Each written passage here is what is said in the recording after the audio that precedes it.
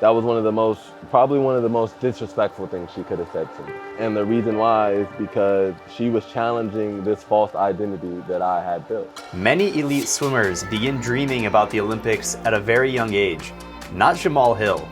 A Paralympic bronze medalist from Los Angeles, California, Jamal took a different path to greatness than your typical professional athlete.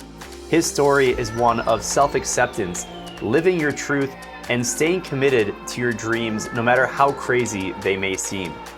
Jamal grew up swimming at his local YMCA until a health scare took him out of the water at the age of 10. After experiencing a sudden paralysis for a few days, he was diagnosed with Charcot-Marie tooth, a hereditary neuropathy that causes nerve damage in the arms and legs and can result in smaller muscles, foot deformities, and difficulty walking. And when my body kind of woke back up, kind of exited this inflamed state, I was left with 0% nerve capacity from my knees to the soles of my feet, and about 30% from my elbow to my fingertips. So my swimming career kind of stopped at 10 years old. After his diagnosis, Jamal put swimming on the back burner for a bit at the recommendation of his doctors. According to them, more physical activity would make Jamal's condition even worse. He didn't get back in the water until his sophomore year of high school.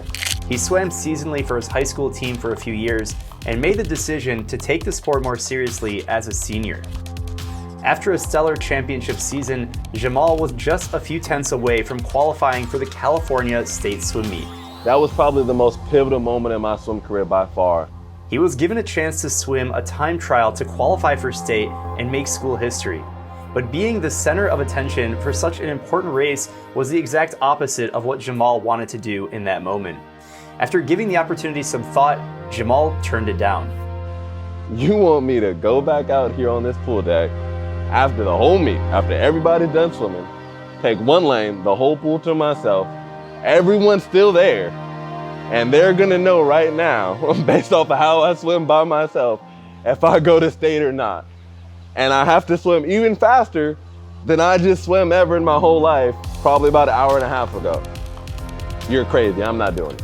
A factor that influenced his decision was that diagnosis from his childhood. Jamal was keeping his CMT diagnosis under wraps. And at this point in my life, no one other than me, my mom, and my dad know the struggles I'm dealing with neuropathy. Know how hard it is to frickin' just stand up and walk every day, let alone be out here in the world trying to swim and exercise and not stick out, you know? At the time, being disabled and talking about disabilities was much more taboo than it is today. No, nobody wants to be disabled. It's just not something that's celebrated in culture, those differences. So 100%, I was indoctrinated with that same grain of thinking. And while he thought he made the right decision to stay out of the spotlight and skip the time trial, his father had a different perspective. And he was just like, man, I wish I'd been there, because I would have pushed you to do it, because you earned that opportunity. And it's never about the result, man. It's about not allowing fear to control our lives.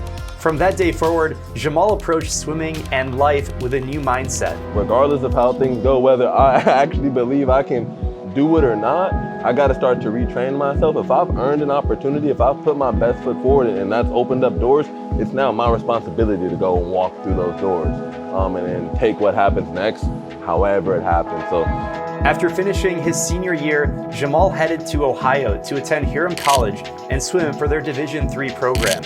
When his freshman season ended, he took full advantage of the off time. In the summer, my dad's like, dude, shouldn't you be training?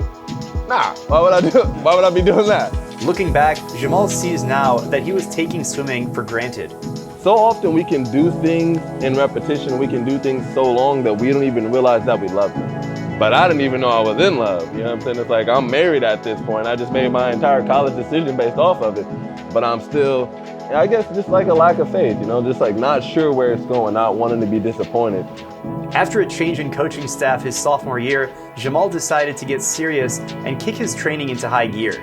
By his junior year, he was working one-on-one with the school's assistant coach to improve his speed and technique. But there was something looming in the background. He still hadn't told anyone about CMT. This is the skeleton in my backpack right here. Anytime anyone says anything about my weakness, my range of motion, my lack of flexibility, my inability to jump, my inability to run, my inability to hold things without dropping them on the floor, I just come up with a quick and witty excuse, you know? And it ultimately slap on, I'll do my best and do better next time. After a less than stellar performance at the conference championship meet, Jamal fell into a mental slump, feeling disappointed that he didn't live up to his full potential. After a few days of moping around his dorm room, he had another epiphany. If you're feeling this sad and this tore up, you obviously really care about swimming. Right then and there is when I decided, okay, well, super clear. I guess that means I gotta be a pro swimmer. He was finally leaning into his calling. It had been there a long time, whether or not he wanted to acknowledge it.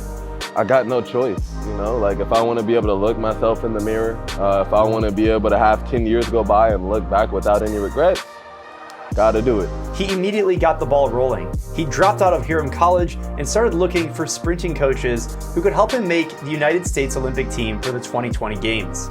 He was on the hunt for the best of the best, someone who was producing high-level sprinters. He set his sights on Dave Salo at the University of Southern California. Boom, fly home, start calling this coach every day.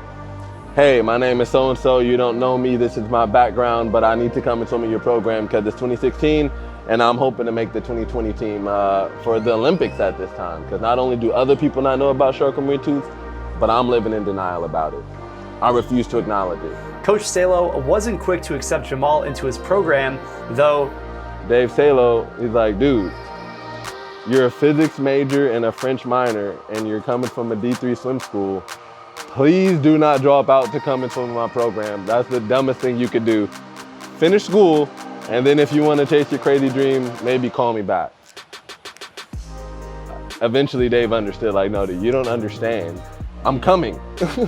So you can either say yes to me when I'm outside the pool every day, or you can say yes on the phone.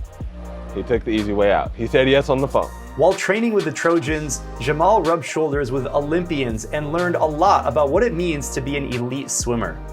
But there was still an elephant in the room: the unexplained reasons why Jamal couldn't do the same things his teammates could. Part of that is because my disability falls in this invisible spectrum, right? So you can't just see me and necessarily identify me as a limb amputee or maybe somebody who is, you know, dealing with blindness.